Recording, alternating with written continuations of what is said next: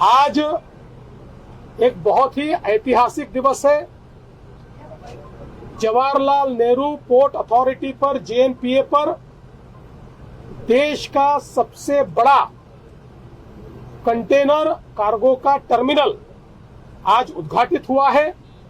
भारत के प्रधानमंत्री श्री नरेंद्र मोदी जी और सिंगापुर के प्रधानमंत्री श्री वांग जी, इन्होंने एकत्रित रूप से इस टर्मिनल का आज उद्घाटन किया है। इस उद्घाटन के साथ देश का सबसे बड़ा टर्मिनल तो महाराष्ट्र में हुआ ही है, लेकिन देश की सबसे बड़ी कैपेसिटी भी अब महाराष्ट्र में खड़ी हुई है। इससे पहले गुजरात नंबर 1 पर था, 8.2 मिलियन TEU उनकी कैपेसिटी थी। अब महाराष्ट्र की कैपेसिटी 10 मिलियन TEU हो गई है।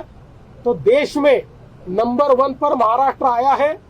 और अब जैसे ही वाढवण का पोर्ट हम पूरा करेंगे तो अगले 100 साल तक दुनिया के देश के हमारे मैरीटाइम व्यापार में, हमारे सागरी व्यापार में महाराष्ट्र नंबर 1 रहेगा और देश का और दुनिया के व्यापार में एक महत्वपूर्ण भूमिका ये महाराष्ट्र की रहने वाली है। मुझे इस बात की खुशी है, प्रधानमंत्री जी ने ही इस टर्मिनल का भूमि पूजन किया था और आज उन्हीं के हाथों से इसका उद्घाटन हुआ है। और इसके कारण सागरी व्यापार में महाराष्ट्र बहुत बड़े पैमाने पर आगे जाएगा।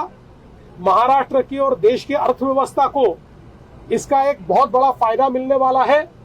इसलिए प्रधानमंत्री जी का मैं आभार व्यक्त करता हूं। जेएनपीए और पोर्ट ऑफ सिंगापुर अथॉरिटी जो है PSA इंडिया, इन्होंने मिलकर इसको तैयार किया है। PSA का ये पोर्ट है और मेरा विश्वास है कि इसके कारण हमारी एफिशिएंसी बहुत बड़े पैमाने पर बढ़ने वाली है। कल भारत की GST काउंसिल ने GST में जो सेकंड जनरेशन रिफॉर्म्स किए हैं उसके लिए प्रधानमंत्री श्री नरेंद्र मोदी जी का मैं आभार व्यक्त करता हूं और GST काउंसिल को बहुत बहुत बधाई देता हूं। जिस समय GST का कानून आया तो लोग कहते थे नुकसान होगा, देश में एक टैक्स नहीं हो सकता। देश में एक टैक्स भी आया और एक अप्रत्याशित इस प्रकार का टैक्स कलेक्शन भी देश ने देखा। और इस कलेक्शन में पहले साल से नंबर 1 पर महाराष्ट्र रहा। तब से लेकर आज तक इस महीने का भी जो कलेक्शन आया है उसमें महाराष्ट्र ही नंबर 1 पर है। और अब आवश्यकता थी सेकंड जनरेशन रिफॉर्म्स की।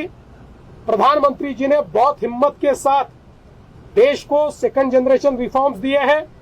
इसके कारण कंज्यूमर पर जो टैक्स का बर्डन है वो कम हो रहा है।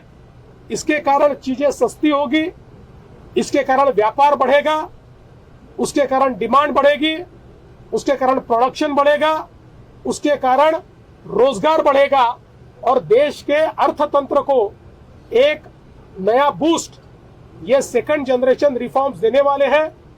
और इतिहास में ऐसा बहुत कम देखा गया है कि इनडायरेक्ट टैक्सेस को इस तरीके से कम किया जाना ये अप्रत्याशित है।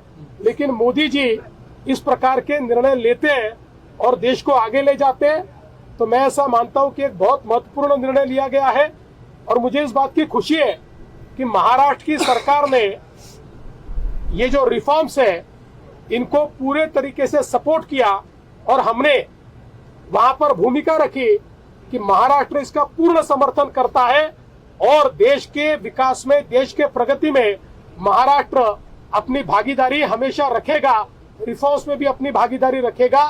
और मैं मानता हूं आने वाले दिनों में हम लोग इन रिफॉर्म्स के माध्यम से जो परिवर्तन होगा उस परिवर्तन की भी भागीदारी करेंगे। सर, लेकिन अब कहीं ना कहीं जो ओबीसी नेता है, चाहे छगन भुजबल हो या तमाम ऐसे नेता है, वो इस पर शक पैदा कर रहे हैं। कैबिनेट छोड़ करके देखिए, कोई क्लियरिटी अगर आप दे सके तो। कोई कैबिनेट छोड़कर गया नहीं, सारे कैबिनेट में है और सभी ओबीसी नेताओं को हमने स्पष्ट किया है हमने जो जीआर निकाला उसका ओबीसी पर कोई असर नहीं है। हमने सबको ओबीसी में डाल दो इस मांग को स्वीकारा नहीं है। हमने जिनके पास वैलिड एविडेंस है उन्हीं को ओबीसी में आने का हम लोगों ने एक जरिया तैयार किया है। और सबसे बड़ी बात यह है कि राष्ट्रीय ओबीसी महासंघ ने हमारे जीआर को पूरा इंटरप्रेट करने के बाद ये कहा है कि इससे ओबीसी के ऊपर कोई असर होता नहीं है। उन्होंने इसके ऊपर अपनी भूमिका स्पष्ट की है। भुजबल साहब से भी मेरी चर्चा हुई है, मैंने उनको भी यह समझाया है और मुझे लगता है कि सारे ओबीसी नेता इसको मान्यता देंगे।